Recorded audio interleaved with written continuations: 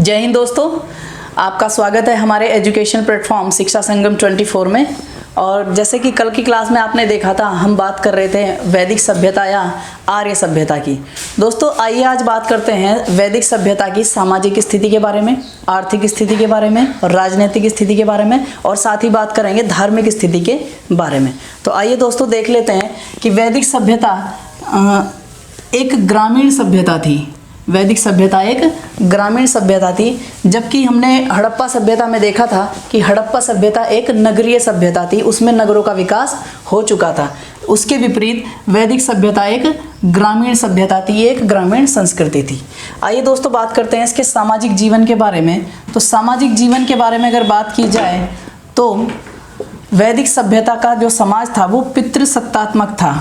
पितृसत्तात्मक का मतलब ये होता है कि ये एक पुरुष प्रधान समाज था, अर्थात इसमें पुरुषों के द्वारा ज़्यादा फैसले लिए जाते थे, पुरुषों को ज़्यादा रखा जाता था उसके बजाय स्त्रियों के। तो स्त्री की थोड़ी सी वैल्यू कम थी, लेकिन पुरुषों की वैल्यू पूरी होती थी। वो समाज में एक ऊंचे दर्जे के हुआ करते थे। इसी तरह के समाज को दोस्तों कहते हैं पितृसत्तात्मक समाज। और जैसा कि हमने अभी बात की कि ये एक ग्रामीण सभ्यता थी, तो यहाँ का जो समाज था वो भी ग्रामीण ही था। दोस्तों इसके साथ साथ यहाँ पर कबीला व्यवस्था लागू थी, अर्थात वैदिक समाज के लोग या वैदिक सभ्यता के लोग कबीलाई व्यवस्था में बटे हुए थे, कबीलों में बटे हुए थे। जिस तरह से आज के समय में शहर होते हैं, गांव होते हैं, उसी तरह से वैदिक सभ्यता के जो लोग थे वो कबीला व्यवस्था को फॉलो करते थे, कबीलों में उनका समाज बटा हुआ था। साथ ही साथ दोस्तों अगर उनके आहार की बात की जाए तो वैदिक सभ्यता के लोग शाकाहार और मांसाहार दोनों ही तरह के आहार का सेवन किया करते थे।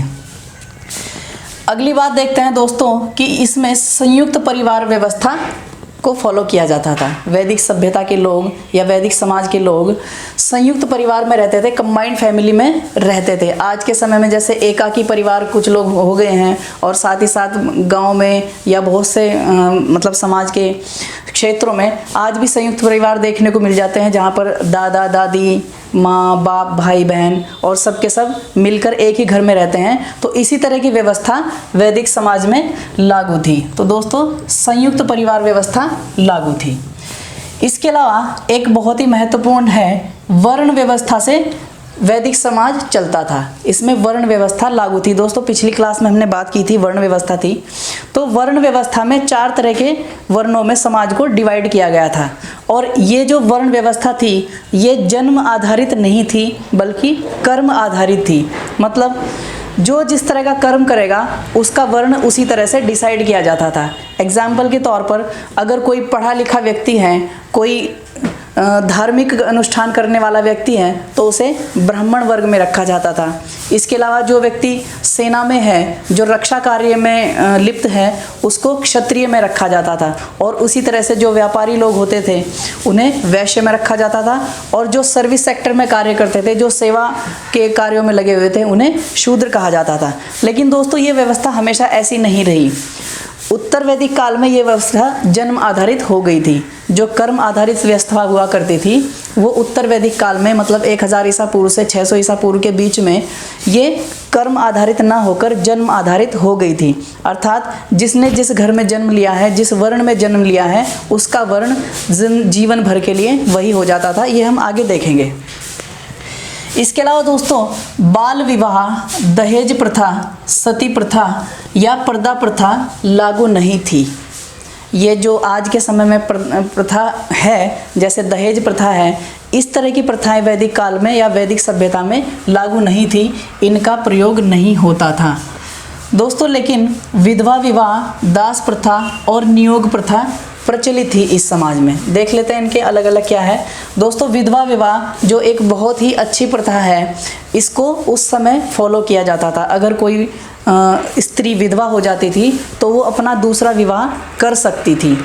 इसके अलावा दास प्रथा के कई उल्लेख मिलते हैं, कई जगह पे उसके एविडेंसेस मिलते हैं कि दास प्रथा भी लागू होती थी, अर्थात व्यक्तियों को दास बनाकर उनसे कार्य करवाया जा सकता था। इसके अलावा दोस्तों एक शब्द आया है नियोग प्रथा। नियोग प्रथा, तो ये नियोग प्रथा क्या है दोस्तों? ऐसा होता था जैसे कोई स्त्री है और उसकी संतान उत्पन्न नहीं हो पा रही है या वो माँ नहीं बन पा रही है या लड़कियां ही उसके जन्म ले रही हैं उसकी गर्भ से, तो ऐसा होता था कि कोई भी स्त्री अपने पति के अलावा अपने देवर से भी शादी कर सकती थी, अपने देवर से भी संबंध स्थापित कर सकती थी। दोस्तों इस प्रथा को बोलते हैं नियोग प्रथा। तो ये नियोग प्रथा उस समय पुत्र प्राप्ति के लिए, जनरली पुत्र प्राप्ति के लिए या संतान प्राप्ति के लिए, संतान प्राप्ति के लिए उपयोग की जा सकती थी। नियोग प्रथा प्रचलित की जाती थी। इसके अलावा दोस्तों अगर विवाह की बात की जाए तो विवाह में दो तरह के विवाह उस समय प्रचलित थे। एक को बोलते थे अनुलोम विवाह और दूसरे को बोलते थे प्रतिलोम विवाह। दोस्तों ये अनुलोम विवाह और प्रतिलोम विवाह क्या होता है? जैसा कि अभी हमने बात की कि वैदिक सभ्यता में वर्ण व्यवस्था लागू थी, अर्थात पूरा समाज वर्णों में विभाजित था और ये वर्ण एक ओहदे के रूप में देखे जाते थे। जो सबसे पहला वर्ण था ब्राह्मण वर्ण, उसे सबसे उच्च वर्ण माना जाता था। उसके बाद नंबर आता था क्षत्रिय वर्ण का, फिर वैश्य का और उसके बाद सबसे निचले पायदान पर शूद्रों का स्थान आता था। दोस्तों इन वर्णों में अगर अंतरजातीय विवाह हो जाए, इंटर कास्ट मैरिज हो जाए, तो उसमें ही दो तरह के विवाह को बांटा गया था। अनुलोम विवाह होता था जब पुरुष उच्च वर्ण का हो पर स्त्री निम्न वर्ण की हो, तो इस तरह के विवाह को अनुलोम विवाह माना जाता था। एग्जाम्पल के तौर पर अगर एक ब्राह्मण पुरुष क्षत्रिय कन्या से विवाह कर लेता था तो इसे अनुलोम विवाह कहा जाएगा, या एक क्षत्रिय पुरुष किसी वैश्य स्त्री से विवाह कर लेता, ये भी अनुलोम विवाह में ही रखा जाएगा। या इसके अलावा वैश्य अगर किसी शूद्र महिला से विवाह करता है तो ये भी अनुलोम विवाह माना जाता था। इसके अलावा दोस्तों प्रतिलोम विवाह होता था जब पुरुष निम्न वर्ण का होता था और स्त्री उच्च वर्ण की होती थी, तो इसे प्रतिलोम विवाह माना जाता था। एग्जाम्पल के तौर पर अगर कोई शूद्र वर्ण का पुरुष किसी वैश्य कन्या से विवाह कर लेता था या क्षत्रिय का पुरुष किसी ब्राह्मण कन्या से कर लेता था विवाह, तो इसे प्रतिलोम विवाह कहा जाता था। दोस्तों अगर महिलाओं की स्थिति के बारे में बात की जाए तो वैदिक सभ्यता में महिलाओं की स्थिति बहुत ही सम्मानजनक होती थी ऋग्वैदिक काल में, लेकिन उत्तर वैदिक काल में हम देखेंगे कि महिलाओं की स्थिति बद से बदतर होती चली गई। लेकिन ऋग्वैदिक काल में उनकी स्थिति सम्मानजनक थी, उन्हें बहुत ही सम्मान की दृष्टि से देखा जाता था और समाज में उनका भी बराबर का एक ओहदा होता था, पुरुष प्रधान होते हुए भी। साथ ही वो यज्ञ में भाग ले सकती थी। दोस्तों हमें पता है, आप जानते हो कि वैदिक सभ्यता में वैदिक लोग बहुत प्रकार के यज्ञ अलग अलग अवसरों पर किया करते थे और इन्हीं यज्ञों में पुरुषों के साथ साथ महिलाएं भी भाग ले सकती थी। इसके साथ ही दोस्तों महिलाओं को शिक्षा प्राप्ति का पूरा अधिकार था, महिलाओं को शिक्षा लेने का पूरा अधिकार था। महिलाएं वेद पढ़ सकती थी, महिलाएं शिक्षा ग्रहण कर सकती थी। तो इस तरह से उनकी स्थिति बहुत ही अच्छी थी ऋग्वैदिक काल में। इसके अलावा दोस्तों आश्रम व्यवस्था का प्रचलन वैदिक काल में ज़रूर होता था। आश्रम व्यवस्था क्या है दोस्तों? जैसे वैदिक सभ्यता में कोई पुरुष या महिला है तो उसकी एवरेज लाइफ स्पैन उसका 100 वर्ष मानकर, 100 वर्ष मानकर उसके पूरे जीवन को 4 वर्गों में विभाजित किया गया था, 4 आश्रमों में विभाजित किया गया था। दोस्तों इसी व्यवस्था को आश्रम व्यवस्था कहते थे और इसमें 4 आश्रम थे, 4 आश्रमों में उनका जीवन को बांटा जाता था। दोस्तों पहला था ब्रह्मचर्य,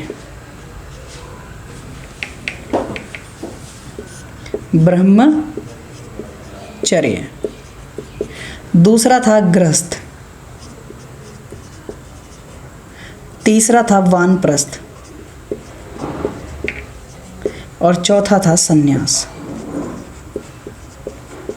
दोस्तों किसी भी व्यक्ति के जीवन को इन 4 आश्रमों में विभाजित किया गया था। एज के आधार पर पूरे जीवन काल को 100 वर्ष मानकर इन्हें 25-25 वर्ष के अंतराल में बांटा गया था। जैसे दोस्तों ब्रह्मचर्य होता था, ये 0 से लेकर 25 वर्ष तक की आयु को ब्रह्मचर्य आश्रम में रखा जाता था।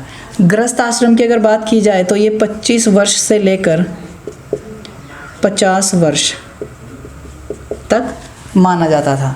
इसके अलावा 50 वर्ष से लेकर 75 वर्ष वानप्रस्थ जीवन को आश्रम में रखा जाता था और अंतिम वर्ष अर्थात 75 से लेकर 100 वर्ष तक की आयु के जो समयांतराल था, जो टाइम पीरियड था, उसे संन्यास आश्रम में रखा जाता था। दोस्तों, इनके बारे में अगर बात की जाए तो ब्रह्मचर्य विवाह से पहले की अवधि को ब्रह्मचर्य माना जाता था।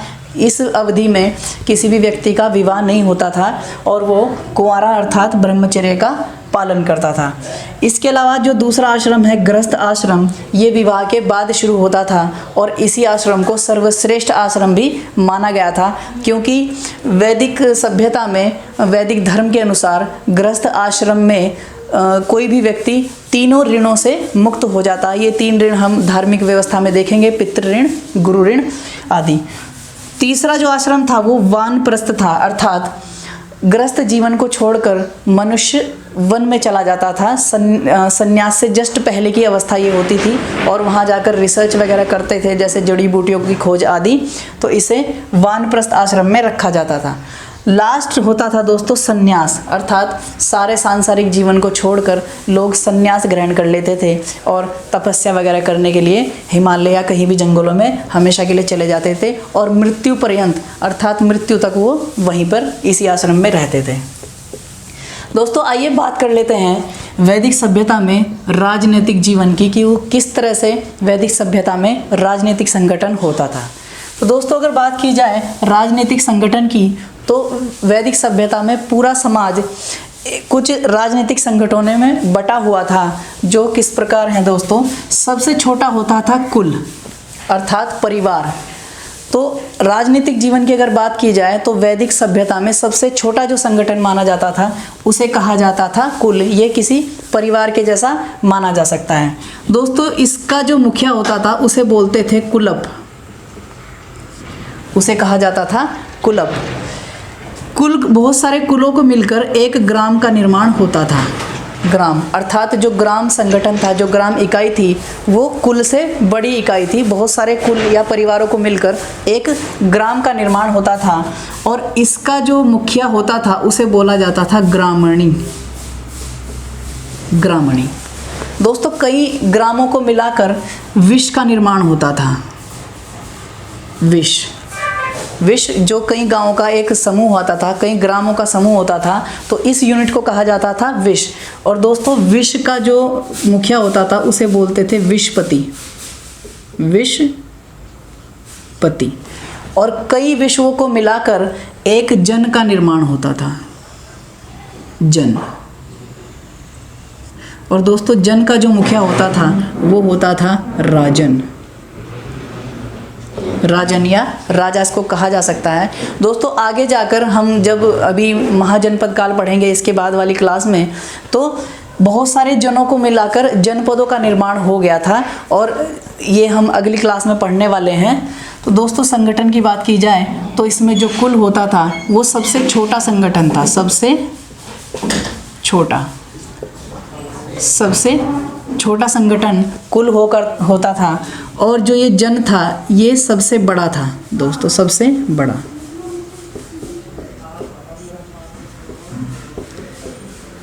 बड़ा संगठन हुआ करता था जन। दोस्तों, अगर राजनीतिक संस्थाओं के बारे में बात की जाए तो वैदिक सभ्यता में राजनीति के हिसाब से कई संस्थाओं का भी उसमें उल्लेख मिलता है, जिसमें पहला है विदत, और ये सबसे प्राचीन थी दोस्तों। सर्वप्राचीन संस्था इसे कहा जाता था दोस्तों विदत, और वेदों में इसका उल्लेख लगभग 122 बार मिलता है। तो यहाँ से अंदाज़ा लगाया जा सकता है कि विदत एक बहुत ही इम्पॉर्टेंट पॉलिटिकल स्ट्रक्चर था, एक राजनीतिक संस्था थी। बाद में दोस्तों विदत समाप्त हो गई थी, जब हम देखेंगे उत्तर वैदिक काल में। इसके बाद विदत से ही सभा और समिति का जन्म हुआ, और ये भी दो बहुत ही महत्वपूर्ण समितियां हुआ करती थी। सभा की बात की जाए तो इसमें श्रेष्ठ व्यक्तियों की सभा इसको बोला जाता था। श्रेष्ठ व्यक्ति, जो समाज के श्रेष्ठ व्यक्ति होते थे, जो राजा के बिल्कुल करीबी हुआ करते थे, जो उनसे मिलाकर सभा का निर्माण होता था। वहीं अगर समिति की बात की जाए तो समिति में बहुत ही सामान्य लोग हिस्सा लेते थे। उनका जो संगठन था उसे समिति कहा जाता था। ये सामान्य लोगों की, सामान्य व्यक्तियों की समिति हुआ करती थी। इसके अलावा दोस्तों एक चौथी संस्था का भी उल्लेख मिलता है जिसे गण कहा जाता था, और इसका मुखिया गणपति होता था। गणपति। हालांकि उत्तर वैदिक काल में इन सभा और समिति का भी बहुत कम वैल्यू हो गई थी, और विदत तो बिल्कुल पूरी तरह से समाप्त ही हो गई थी। दोस्तों इसके अलावा अगर बात की जाए राजा के पद का, तो वंशानुगत पद नहीं था। जिस तरह से राजा के बाद उसका बड़ा बेटा बनता था, उसके बाद उसी का बड़ा बेटा राजगद्दी पर बैठता था, ये व्यवस्था लागू नहीं थी पूर्व वैदिक काल में या ऋग्वैदिक काल में। लेकिन उत्तर वैदिक काल में ये वंशानुगत हो गया था पद, वो हम आगे देखेंगे। तो राजा का पद वंशानुगत नहीं था, अर्थात ये ज़रूरी नहीं था कि राजा के बाद उसका बड़ा बेटा ही राजगद्दी पर बैठेगा। वो कोई भी बैठ सकता था, उसे जनता चुनती थी, सभा और समिति उसका चुनाव करती थी। इसके अलावा दोस्तों एक वर्ड आता है बलि। तो राजनीतिक व्यवस्था के अंदर बलि एक कर था, एक टैक्स था जो स्वैच्छिक था। स्वैच्छिक मतलब कोई भी जो जनता कर देती थी तो वो अपनी इच्छा से टैक्स दे सकती थी, और इस टैक्स को, इस कर को बलि कहा जाता था। बलि। दोस्तों ऋग्वैदिक काल में ये स्वैच्छिक था, लेकिन उत्तर वैदिक काल में ये अनिवार्य कर दिया गया था, कंपलसरी कर दिया गया था कि कर देना ही देना है। आइए दोस्तों बात कर लेते हैं अब इनके आर्थिक जीवन की। तो वैदिक सभ्यता में आर्थिक जीवन में मुख्य व्यवसाय दोस्तों पशुपालन और कृषि हुआ करता था। पशुपालन और कृषि। तो जो वैदिक व्यवस्था थी, जो वैदिक समाज था, तो उनका अगर आर्थिक जीवन देखा जाए तो उनका मुख्य व्यवसाय पशुपालन और कृषि हुआ करता था। लोहे की इस्तेमाल से दोस्तों आर्थिक जीवन बहुत ही उन्नत हो गया था, और क्योंकि लोहे के उपकरणों से कृषि की उपज बहुत बढ़ गई थी, तो वैदिक सभ्यता में लोगों का जीवन आर्थिक रूप से बहुत मजबूत होने लगा था। तो दोस्तों अगर बात की जाए आर्थिक जीवन की, तो यहाँ पर पशुपालन और कृषि दोनों तरह से ये मुख्य व्यवसाय के रूप में इस्तेमाल किया जाता था। और दोस्तों अगर पशुपालन की बात की जाए तो पशुपालन में ये भेड़, गाय, घोड़ा, बकरी आदि का पालन करते थे। और दोस्तों इसमें भी गाय सबसे पवित्र पशु माना जाता था। गाय के कत्ल को लेकर या गाय को हानि पहुंचाने को लेकर सजा के कड़े प्रावधान किए गए थे, और इसे गाय को अघन्या शब्द से लिखा गया है, उल्लेखित किया गया है। दोस्तों इसे अघन्या कहा जाता था। अघन्या अर्थात जिसे मारा नहीं जा सकता, जिसे हानि नहीं पहुंचाई जा सकती। तो दोस्तों अगर कोई गाय को हानि पहुंचा लेता था, कोई गाय को मार देता था या कत्ल कर देता था, तो उसके लिए मृत्यु दंड तक का प्रावधान वैदिक सभ्यता में था। कृषि की अगर बात की जाए दोस्तों, तो ये जौ, गेहूँ आदि को उपजाते थे अनाज के रूप में। वहीं अगर धनी व्यक्ति के लिए एक शब्द मिला है हमें गोमत, तो दोस्तों एक क्वेश्चन आया हुआ है कि गोमत शब्द किस व्यक्ति के लिए यूज़ किया जाता था। तो गोमत धनी व्यक्ति के लिए इस्तेमाल किए जाने वाला शब्द था। वहीं अगर बात की जाए पुत्री, तो पुत्री के लिए दुहिता शब्द का उल्लेख किया गया है। दुहिता उसे कहा जाता था। दुहिता का अर्थ होता है दोस्तों दूध दुहने वाली, दुहने वाली। दोस्तों यहाँ से एक बात ध्यान देने योग्य है कि दुहिता क्यों कहा जाता था पुत्री को। दोस्तों ये इसलिए कहा जाता था क्योंकि गाय को बहुत ही पवित्र पशु माना जाता था। उसका दूध निकालने के लिए पुरुषों को मनाही थी, और केवल पुत्रियों को ही ये आज्ञा थी, ये अनुमति थी कि वो गाय का दूध निकाल सकती थी, और इसीलिए उन्हें दूध दुहने वाली या दुहिता शब्द से बुलाया जाता था। वहीं दोस्तों युद्ध के लिए गविष्टि या गवेषणा शब्द का उल्लेख मिलता है। गविष्टि या गवेषणा का अर्थ होता है गाय की खोज, गाय की खोज। तो गाय की खोज से ही युद्ध को नाम दिया जाता था, युद्ध का नाम गाय की खोज या गविष्टि कहा जाता था। दोस्तों इसके अलावा अगर बात की जाए तो वस्तु विनिमय प्रणाली यहाँ पर भी लागू थी। बार्टर सिस्टम वैदिक सभ्यता में भी लागू था। जैसा पिछली क्लास में हमने पढ़ा था कि हड़प्पा सभ्यता या सिंधु घाटी सभ्यता में वस्तु विनिमय प्रणाली लागू थी, अर्थात वस्तु के बदले वस्तु लेने देने का प्रावधान था। तो वो प्रावधान वैदिक सभ्यता में एज इट इज था, यहाँ पर भी वस्तु विनिमय प्रणाली लागू थी। ऐसा नहीं है कि मुद्रा नहीं थी, मुद्राओं का इस्तेमाल भी होता था, लेकिन मुद्राओं का इस्तेमाल व्यापार के लिए सामान पर मोहर वगैरह लगाने के लिए किया जाता था। दोस्तों जैसा हमने बात की है कि लोहे का यहाँ पे व्यापक तौर से इस्तेमाल किया जाने लगा था, व्यापक रूप से इसका इस्तेमाल होने लगा था और लोहे की वजह से ही आर्थिक स्थिति में बहुत ज़्यादा सुधार हुआ था और लोग आर्थिक रूप से संपन्न हो गए थे। दोस्तों लोहे के लिए अगर बात की जाए तो एक शब्द आया है श्याम अयस। श्याम अयस, वेदों में एक शब्द का उल्लेख मिलता है श्याम अयस। शायद ये लोहे के लिए ही इस्तेमाल होता था, ऐसा इतिहासकार मानते हैं। कहीं कहीं ये कृष्ण अयस, कृष्ण अयस के नाम से भी उल्लेख इसका मिल जाता था।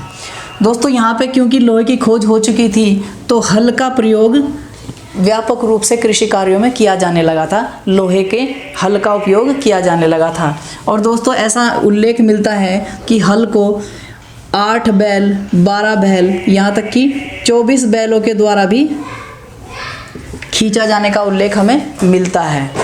उसके अलावा दोस्तों अगर व्यापार और उद्योग की बात की जाए तो वैदिक सभ्यता में या वैदिक संस्कृति में वस्त्रों का व्यापार, आभूषण का व्यापार, बढ़ी और लोहार जैसे लोग वहाँ पर उपस्थित थे। और वस्त्रों में भी दोस्तों सूती वस्त्रों का साक्ष्य प्राप्त होता है कि उस समय सूती वस्त्र का व्यापार चरम पर था। वहीं अगर बात की जाए तो आभूषण के लिए निष्क शब्द मिलता है, निष्क शब्द मिलता है। तो इससे पता चलता है कि आभूषण का व्यापार भी उस समय होता था। वहीं दोस्तों बढ़ी के काम में भी लोग लगे होते थे, उद्योग एक बढ़ी का भी होता था। उसके अलावा क्योंकि लोहे की खोज हो चुकी थी तो लोहार भी व्यापारी हुआ करते थे और लोहे का वे व्यापार करते थे। तो आइए दोस्तों बात कर लेते हैं अब वैदिक सभ्यता के लोगों के धार्मिक जीवन के बारे में। किस तरह से उनका धार्मिक जीवन था, क्या क्या उनकी धार्मिक मान्यताएं थी और किस तरह से वो धर्म को अपने जीवन में स्थान देते थे। दोस्तों धार्मिक जीवन की अगर बात की जाए वैदिक सभ्यता में तो वैदिक सभ्यता के लोग बहुदेवतावादी थे। अर्थात इसका मतलब ये हुआ कि वो बहुत सारे देवताओं को मानते थे, बहुत सारे देवताओं की पूजा करते थे।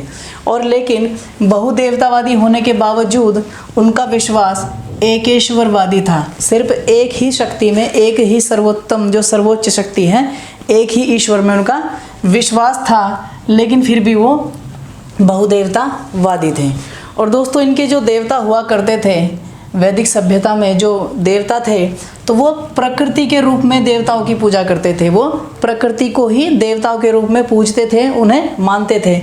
और इस तरह से ये देवता प्रकृति शक्ति का रूप हुआ करते थे, प्रकृति ही उनका देवता हुआ करती थी। एग्जाम्पल के तौर पर वे शक्ति के स्रोत के रूप में सूर्य की उपासना करते थे, पृथ्वी की उपासना करते थे और साथ ही साथ जल देवी और इन सब की अग्नि देव के रूप में उनका पूजा करते थे। दोस्तों अगर बात की जाए मूर्ति पूजा की तो वैदिक सभ्यता में मूर्ति पूजा प्रचलित नहीं थी। मूर्ति पूजा वैदिक सभ्यता में प्रचलित नहीं थी। मूर्ति पूजा का कोई भी साक्ष्य उपलब्ध नहीं हुआ है और ना ही किसी तरह के मंदिर के अवशेष वहाँ से प्राप्त हुए हैं और ना ही किसी तरह के मंदिर का उल्लेख हमें वेदों से मिलता है या किसी और धार्मिक ग्रंथ से नहीं मिलता है इनका उल्लेख। तो ऐसा माना जाता है कि मूर्ति पूजा प्रचलित नहीं थी, मंदिर उस समय नहीं थे। दोस्तों वैदिक साहित्य में कई प्रकार के यज्ञों का वर्णन मिलता है। कई प्रकार के यज्ञ ऐसे होते थे जिन्हें वैदिक सभ्यता के लोग समय समय पर आयोजित किया करते थे। आइए दोस्तों यहाँ से क्वेश्चन आ जाता है तो इनके बारे में भी एक नज़र देख लेते हैं। दोस्तों सबसे पहला यज्ञ है राजसूय यज्ञ।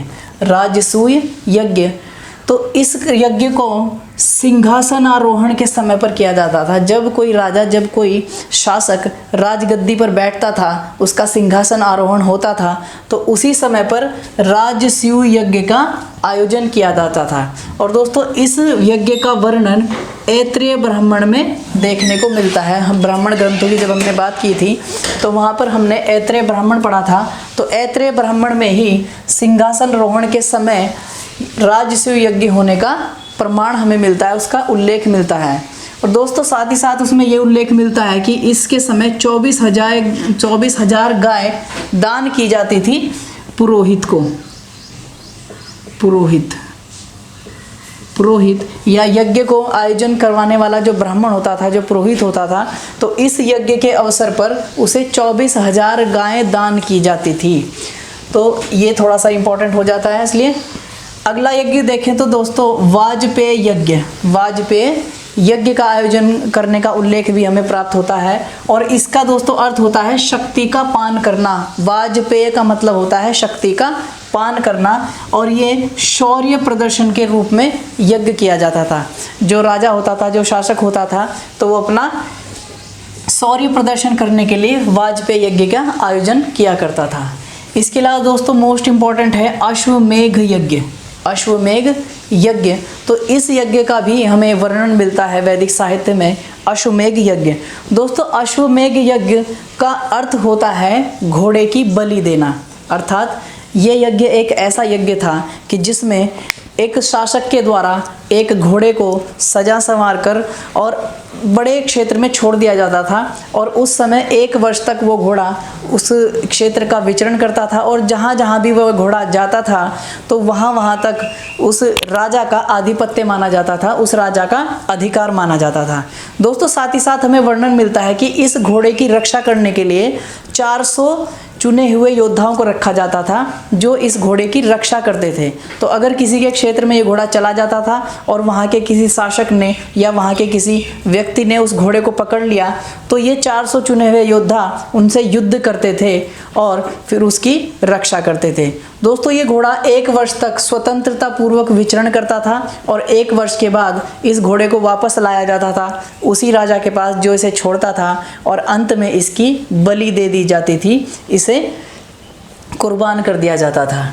तो दोस्तों इस यज्ञ को कहा जाता था अश्वमेघ यज्ञ। और इस यज्ञ को राजनीतिक विस्तार के लिए किया जाता था।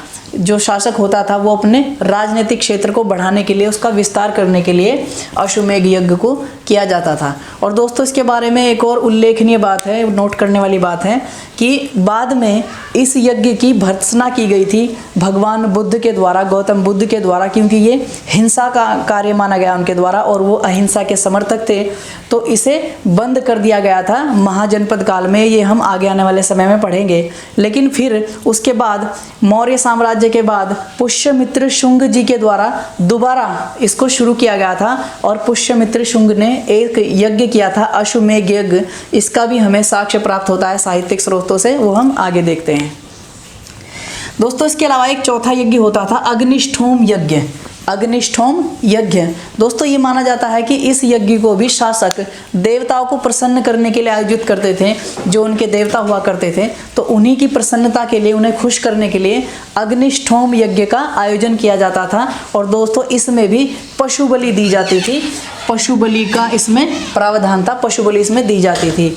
और साथ ही साथ इस यज्ञ के बाद सोम रस का पान किया जाता था। सोम का बारे में हम पीछे चर्चा कर चुके हैं। तो सोम रस का पान किया जाता था अग्निष्ठोम यज्ञ के समय।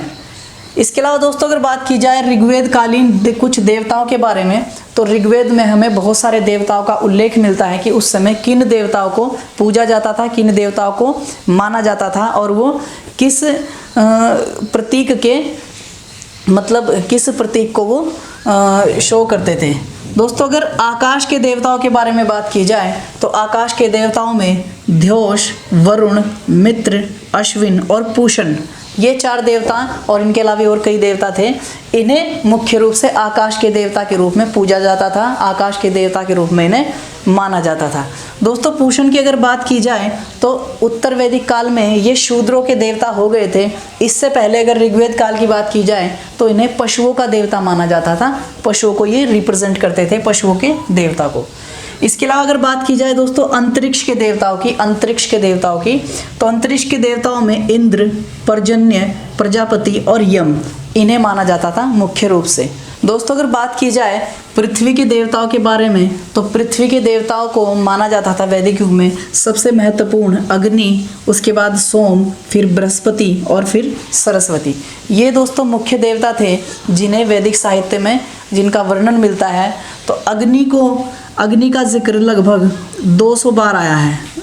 दोस्तों अग्नि का जिक्र 200 बार आया है। यहाँ से पता चलता है कि अग्नि एक बहुत ही महत्वपूर्ण देवता के रूप में, पृथ्वी के देवी के रूप में इसे पूजा जाता था। वहीं दोस्तों हमने बात की थी कि इंद्र सबसे प्रमुख देवता थे और इनका जिक्र आया है 250 बार। 250 बार इंद्र का वर्णन मिलता है वेदों में। तो इसलिए सबसे प्रमुख देवता इनके इंद्र थे। लेकिन दूसरे नंबर पर अग्नि का जिक्र मिलता है 200 बार, जिन्हें पृथ्वी की देवी माना जाता है। दोस्तों यहाँ से कुछ इंपॉर्टेंट चीज़ हैं, जरा उनको देख लेते हैं। कुछ इंपॉर्टेंट क्वेश्चन यहाँ से पूछे जाते हैं। तो जो इंद्र देवता हैं, इंद्र, इन्हें पुरंदर कहा जाता है। पुरंदर के रूप में इनका उल्लेख किया गया है। और पुरंदर का अर्थ होता है किलों को भेदने वाला, किले को भेदने वाला। दोस्तों यहाँ से एक और बात क्लियर हो जाती थी कि इंद्र को अंतरिक्ष के देवता होने के साथ साथ युद्ध का देवता भी माना जाता था। अर्थात ये किलों को भेदने वाले देवता के रूप में इनकी पूजा होती थी। इसी के साथ साथ दोस्तों इसकी समानता के बारे में भी जिक्र है। समानता, कि इंद्र की जो समानता है वो ईरानी और यूनानी देवताओं से की जाती है। तो उनमें कभी कभी पूछ लिया जाता है। तो एक ईरानी देवता है जिनका नाम है बुजीरस।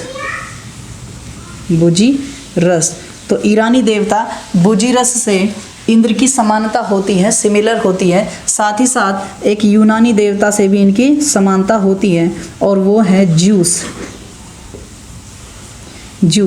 इन देवताओं से भी इंद्र की समानता मिलती है हमें। दोस्तों साथ साथ अगर बात की जाए तो वैदिक साहित्य में 16 संस्कारों का वर्णन मिलता है जो वैदिक सभ्यता के लोग अपने जीवन में अपनाते थे। दोस्तों ऐसा माना जाता था वेदों के द्वारा कि कोई भी मनुष्य है, अगर उसे मृत्यु के बाद मोक्ष प्राप्त करना है, एक सफल जीवन उसे जीना है, तो उसे अपने पूरे जीवन में ये 16 संस्कार करने आवश्यक थे, ज़रूरी थे। और दोस्तों ये 16 संस्कार द्विज, एक शब्द आया है द्विज, जो द्विज की श्रेणी में जो व्यक्ति आते थे सिर्फ उन्हीं के लिए ये 16 संस्कार किए जाते थे। और इसमें दोस्तों आते थे ब्राह्मण, क्षत्रिय और वैश्य। लेकिन ये जो 16 संस्कार हैं इन्हें से केवल उच्च वर्ण के लोग ही करते थे। आइए दोस्तों इनके बारे में बात कर लेते हैं कि ये 16 संस्कार कौन कौन से हैं। एक बार बस एक नज़र इन पर देखेंगे। दोस्तों सबसे पहला जो संस्कार है वो है गर्भाधान अर्थात गर्भ को धारण करना। दोस्तों ये तब माना जाता है जब एक स्त्री और एक पुरुष का मिलन होता है और स्त्री पहली बार गर्भ धारण करती है, तो इस संस्कार को गर्भाधान कहा जाता था। गर्भाधान अर्थात गर्भ धारण करना। दोस्तों दूसरे संस्कार के बारे में बात की जाए तो ये था पुंसवन संस्कार, जहां गर्भ रक्षा के लिए इस संस्कार को किया जाता था। गर्भ धारण के बाद गर्भ में जो शिशु है उसकी रक्षा के लिए इस संस्कार को किया जाता था और साथ ही साथ पुत्र प्राप्ति के लिए भी इसे किया जाता था। दोस्तों वैदिक साहित्य में ऐसा उल्लेख कई जगह मिलता है हमें, हम आगे बात करेंगे उत्तर वैदिक काल में, कि पुत्र प्राप्ति को ज़्यादा श्रेष्ठ माना जाता था। बालिका का जन्म जो होता था, स्त्री का जो जन्म होता था, उसे अच्छा नहीं माना जाता था। यहाँ तक कि आगे हमें पता चलेगा, आगे हम देखेंगे कि पुत्री को सारे दुखों का शुरुआत कहा जाता था, पुत्री को ही सारे दुखों का कारण माना जाता था। तो दोस्तों इसलिए ये जो संस्कार होता था पुंसवन संस्कार, तो इसे पुत्र प्राप्ति के लिए भी किया जाता था, साथ ही साथ गर्भ में शिशु की रक्षा करने के लिए किया जाता था। दोस्तों तीसरे संस्कार के बारे में अगर बात की जाए तो इसका नाम था सीमांतोन्नयन। सीमांतोन्नयन, सीमांतोन्नयन का मतलब होता है कि गर्भ में जो शिशु पल रहा है उसका मानसिक स्वास्थ्य अच्छा हो, उसकी मानसिक रूप से उन्नति अच्छी हो, तो उसके लिए सीमांतोन्नयन संस्कार किया जाता था। चौथा संस्कार दोस्तों माना जाता है कि जात कर्म। जात कर्म को चौथा संस्कार के रूप में माना जाता है। अभी भी दोस्तों इनमें से बहुत सारे संस्कार भारतीय संस्कृति में अलग अलग जगह पर प्रचलित हैं। तो जात कर्म जो संस्कार होता था उसके दौरान एक पिता पुत्र या कोई भी जो संतान पैदा हो जाती थी तो उसे पहली बार शहद को चटाता था, शहद को पहली बार उसे टेस्ट करवाया जाता था बच्चे को, तो इसे बोलते थे जात कर्म या शहद चटाना, शहद चटाना। दोस्तों पांचवें संस्कार के बारे में अगर बात की जाए तो ये है नामकरण, अर्थात जो शिशु पैदा हो चुका है उसका नाम रखने का संस्कार, तो इसे नामकरण संस्कार कहा जाता था। छठा संस्कार के बारे में बात की जाए तो दोस्तों ये था निष्क्रमण। निष्क्रमण इसका अर्थ होता है शिशु का पहली बार घर से बाहर निकलना। तो दोस्तों शिशु को जब पहली बार कमरे से बाहर निकाला जाता था, घर से बाहर निकाला जाता था, तो इस संस्कार को कहते थे अभिनिष्क्रमण या निष्क्रमण। सातवें संस्कार के बारे में अगर बात की जाए तो ये था अन्नप्राशन, अर्थात पहली बार अन्न को टेस्ट करवाना। तो अन्नप्राशन जो संस्कार होता था, इस संस्कार में होने वाले शिशु को पहली बार अन्न का टेस्ट करवाया जाता था, पहली बार उसे अन्न खिलाया जाता था। और दोस्तों ये अन्न खिलाना या तो पिता के द्वारा होता था या मामा के द्वारा भी हो जाता था। इसके अलावा दोस्तों आठवां संस्कार होता था मुंडन संस्कार। मुंडन संस्कार अर्थात जब शिशु के बालों को पूरी तरह से काट दिया जाता था, तो ऐसे संस्कार को बोला जाता है केश काटना या मुंडन संस्कार। दोस्तों नौवां संस्कार था कर्णवेध संस्कार, अर्थात कान में छेद करना। दोस्तों आप जानते हो कि भारतीय संस्कृति में, पुरानी संस्कृति में पुरुषों के भी कान वेदे जाते थे, कान को छेद किया जाता था उसमें, तो इसे बोलते हैं कर्णवेध संस्कार। 10वां संस्कार की बात की जाए तो ये विद्या आरंभ था, अर्थात पहली बार स्कूल जाना, पहली बार विद्या का शुरू करना, पढ़ना शुरू करना या अक्षर ज्ञान की शुरुआत करना। 11वां संस्कार दोस्तों उपनयन संस्कार होता था, जनेऊ धारण करना। 11वां संस्कार जनेऊ धारण करना होता था या उपनयन संस्कार इसे हम कह सकते हैं। 12वां संस्कार दोस्तों वेदारंभ, अर्थात वेद की शिक्षा को शुरू करना। जब कोई व्यक्ति वेदों की शिक्षा की शुरुआत कर देता था तो उसे वेदारंभ कहा जाता था या वेदों की शिक्षा की शुरुआत। 13वां संस्कार दोस्तों समावर्तन के रूप में माना जाता है, और ये संस्कार तब होता था जब व्यक्ति अपने वेदों की शिक्षा को पूरी कर लेता था और वो शिक्षा पूर्ण करने के बाद वापस अपने घर पर आता था। 14वां संस्कार के रूप में दोस्तों विवाह संस्कार माना जाता है, ये तो आज भी है, विवाह शादी। 15वें संस्कार के रूप में दोस्तों वानप्रस्थ, अभी हमने 4 आश्रमों के बारे में डिस्कस किया था, तो 4 आश्रमों में से एक वानप्रस्थ भी था। इसका मतलब होता था कि गृहस्थ जीवन को त्याग करके, सांसारिक जीवन को त्याग करके वन में चले जाना और वन में ही निवास करना।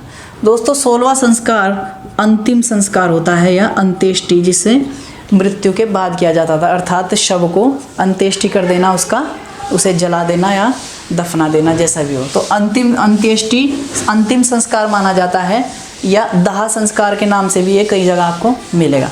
तो दोस्तों ये इनके धार्मिक जीवन के बारे में कुछ बातें थी जहाँ से अक्सर एग्ज़ाम में क्वेश्चन बन जाता है और इसका आंसर आपको इसमें से ज़रूर मिल जाएगा। अब दोस्तों डिस्कस करते हैं कुछ वैदिक काल के ही उत्तर वैदिक काल के बारे में। दोस्तों ऋग्वैदिक काल और उत्तर वैदिक काल में काफ़ी चेंजेस आ गए थे। देखते हैं उत्तर वैदिक काल में कौन कौन से बदलाव थे जो वैदिक सभ्यता में हमें देखने को मिलते हैं। तो दोस्तों आप जानते हो कि उत्तर वैदिक काल के कालक्रम को 1000 ईसा पूर्व से 600 ईसा पूर्व के बीच में रखा गया है, और ये वही समय काल है जब लोहे की खोज हो चुकी थी, लोहे की खोज हो चुकी थी और लोहे के उपकरणों की प्रचलन बहुत बढ़ गया था कृषि के रूप में, और कृषि उपकरणों के रूप में। दोस्तों उत्तर वैदिक काल में क्या हुआ, उत्तर वैदिक काल में जैसे ही लोहे के उपकरणों का इस्तेमाल ज़्यादा होने लगा तो आर्थिक उन्नति बहुत चरम पर पहुंच गई थी और आर्थिक रूप से समृद्धशाली हो गए थे वैदिक सभ्यता के लोग।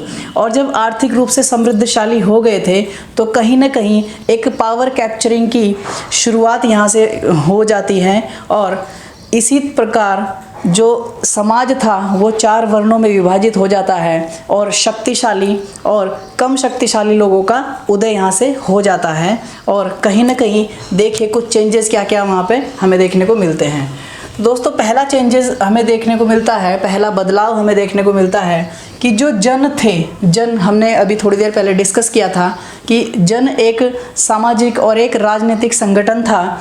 कई जनों को मिलकर जनपद का निर्माण हमें यहाँ देखने को मिल जाता है, अर्थात कई जन ऐसे थे जो आपस में कंबाइन हो गए थे और उन्होंने जनपद का निर्माण कर लिया था, एक बड़ी राजनीतिक संगठन का निर्माण कर लिया था। एग्जाम्पल के तौर पर अगर देखा जाए तो भरत जन और पुरु जन दोनों ने मिलकर कुरु जनपद का निर्माण कर लिया था, कुरु का निर्माण हो गया था। वहीं दूसरा एग्जाम्पल हमें मिलता है तुर्वस और क्रीवी जन का, इन्हों दोनों ने मिलकर पांचाल जनपद का निर्माण कर लिया था और इसी तरह से बहुत सारे जनपदों का यहाँ से उदय हुआ था और ये हम पढ़ने वाले हैं अपनी अगली कक्षा महाजनपद काल में। इसके अलावा दोस्तों दूसरा बड़ा बदलाव था कि राजा का देवीय सिद्धांत यहाँ से हमें देखने को मिलता है। राजा का देवीय सिद्धांत मतलब ऐसा होने लगा कि राजा को देवताओं का प्रतिनिधि माने जाने लगा और ऐसा माना जाने लगा कि जो राजा है वो देवता के तुल्य है, उसकी देवता की तरह ही आराधना करनी चाहिए और उसकी शक्ति सर्वोच्च मानी जाने लगी। साथ ही साथ राजा का जो पद होता था, जो उसकी पोस्ट होती थी, वो वंशानुगत होने लगी, अर्थात राजा का बेटा ही अगला राजा के रूप में बनने लगा और यहाँ से वंशानुगत शासन की शुरुआत मानी जाती है। इसके अलावा दोस्तों जो विदत था, जो हमने समितियां देखी थी, विदत, सभा, समिति और गण, तो उसमें विदत का पूरी तरह से समाप्ति हो गई, समाप्त कर दिया गया विदत को और साथ ही साथ सभा और समिति का भी थोड़ा सा प्रभाव कम हमें देखने को मिलता है। इसके अलावा दोस्तों जो बलि था, जो टैक्स था, जो हमने अभी डिस्कस किया था, वो अनिवार्य कर दिया गया। पहले ये बलि स्वैच्छिक कर होता था, अपनी इच्छा के अनुसार लोग कर दे सकते थे, लेकिन उत्तर वैदिक काल में बलि को अनिवार्य रूप से कर बना दिया गया, टैक्स एकदम कंपलसरी इसको कर दिया गया। इसके साथ साथ ही दोस्तों वर्ण व्यवस्था का हमें यहाँ से जन्म मिलता है कि वर्ण व्यवस्था यहाँ पे पूरी तरह से लागू हो गई थी, वर्ण व्यवस्था अपने चरम पर थी और ये जन्म आधारित हो गई थी। दोस्तों ऋग्वेदिक काल में हमने देखा है कि जो वर्ण व्यवस्था है वो कर्म आधारित थी, या कह सकते हैं कि जो जिस तरह का कर्म करता था उसी तरह से उसे वर्ण में रखा जाता था, लेकिन उत्तर वैदिक काल में ये जन्म आधारित हो गई थी। मतलब जो जिस वर्ण में पैदा होगा उसका वर्ण वही रहेगा, चाहे वो कोई भी हो। मतलब ये हुआ कि अगर ब्राह्मण का पुत्र या ब्राह्मण की संतान मूर्ख भी होगी तब भी उसे ब्राह्मण माना जाएगा, और शूद्र की संतान अगर इंटेलिजेंट होगी, विद्वान होगी, तो भी उसे शूद्र के ही वर्ण में माना जाएगा, गिना जाएगा। कर्म आधारित व्यवस्था यहाँ पर समाप्त हो गई और इस व्यवस्था को जन्म आधारित बना दिया गया। जो जन्म से शूद्र होगा वो जन्म से शूद्र रहेगा, जो जन्म से ब्राह्मण होगा वो जन्म से ही ब्राह्मण रहेगा, जो क्षत्रिय के कुल में पैदा होगा वो क्षत्रिय ही रहेगा। दोस्तों वर्ण व्यवस्था के बाद आश्रम व्यवस्था यहाँ पर पूरी तरह से विकसित हो चुकी थी। आश्रम व्यवस्था अभी हमने बात की थी कि 4 आश्रमों से एक व्यक्ति के जीवन को गुजरना होता था, तो वो जाबालोपनिषद एक उपनिषद का है अंग जो हमने पहले पढ़ा है। तो जाबालोपनिषद में आश्रम व्यवस्था का पूरी तरह से हमें वर्णन मिलता है और आश्रम व्यवस्था का यहाँ पूरी तरह से विकास हो चुका था। दोस्तों वर्ण व्यवस्था के बारे में अगर बात की जाए तो इसमें हमने 4 वर्णों के बारे में बात की थी, वो अक्सर को एग्ज़ाम में पूछे जाते हैं। इसके अलावा अगर स्त्री के बारे में देखा जाए तो स्त्रियों की जो दशा है वो बड़ी दयनीय हो गई थी उत्तर वैदिक काल में, जबकि ऋग्वैदिक काल में ऐसा नहीं था। ऋग्वैदिक काल में महिलाओं को शिक्षा प्राप्ति का भी अधिकार था, वेद पढ़ने का भी अधिकार था, वो सभा में भी जा सकती थी, वो समिति में भी जा सकती थी और उसे एक सम्मानजनक पोजीशन पर रखा गया था, एक बहुत ही डिग्निफाइंग उसकी पोजीशन थी। लेकिन उत्तर वैदिक काल में उसकी डिग्निटी में बहुत कमी आ गई थी, उसकी प्रतिष्ठा में भी कमी आई थी और उसकी स्थिति निम्नतर होती चली गई थी। सभा में उसे नहीं जा सकती थी, अब वो समिति में भी भाग नहीं ले सकती थी, यज्ञ में हिस्सा नहीं ले सकती थी, विद्या प्राप्त नहीं कर सकती थी, साथ ही साथ वेदों का भी अध्ययन वो नहीं कर सकती थी। और दोस्तों यहाँ तक इसका एक एग्जाम्पल हमें देखने को मिलता है ऐत्रेय ब्राह्मण में, कि ऐत्रेय ब्राह्मण में स्त्री को सारे दुखों का कारण बताया गया है। ये कहा गया है ऐत्रेय ब्राह्मण ग्रंथ में कि स्त्री इस दुनिया के संसार के सारे दुखों का कारण है और इस बात को स्थापित कर दिया गया था उत्तर वैदिक काल में। दोस्तों साथ ही साथ ब्राह्मणवाद अपने चरम पर पहुंच चुका था, ब्राह्मणवाद अपने चरम पर पहुंच चुका था और कर्म कांडों की प्रधानता हो गई थी, अर्थात पूरा समाज कर्म कांड पर पूरी तरह से निर्भर हो गया था और पाखंडवाद का बहुत ज़्यादा बोलबाला इस काल में हमें देखने को मिलता है। तो दोस्तों ये कुछ उत्तर वैदिक काल में कुछ बदलाव थे। अगली कक्षा में हम पढ़ेंगे महाजनपद काल और उसके बाद हम देखेंगे कि किस तरह से धार्मिक आंदोलन हुए और इस पाखंडवाद और इस कर्मकांडवाद के अगेंस्ट में बौद्ध धर्म और जैन धर्म जैसे नए धर्मों का उदय किस तरह से होता है, वो हम अपनी अगली कक्षा में डिस्कस करेंगे। तब तक के लिए जय हिंद। आप चैनल को सब्सक्राइब कीजिए, वीडियो को लाइक कीजिए और अगर आपको इसमें त्रुटि दिखाई देती है या हमें इसमें कुछ और अच्छी तरह से इम्प्रूवमेंट कर सकते हैं तो you are most welcome to comment. आप अपना कमेंट हमें ज़रूर करें और हम उस पर ज़रूर ध्यान देंगे। थैंक यू, धन्यवाद। वैदिक सभ्यता में तो किस तरह से सामाजिक में कौन कौन से चेंजेस आए थे, कौन कौन से बदलाव आए थे उत्तर वैदिक काल में, एक बार उनको देख लेते हैं और देखते हैं कि उत्तर वैदिक काल में कौन कौन सी चीज़ें बदल गई थी जो ऋग्वैदिक काल में नहीं थी।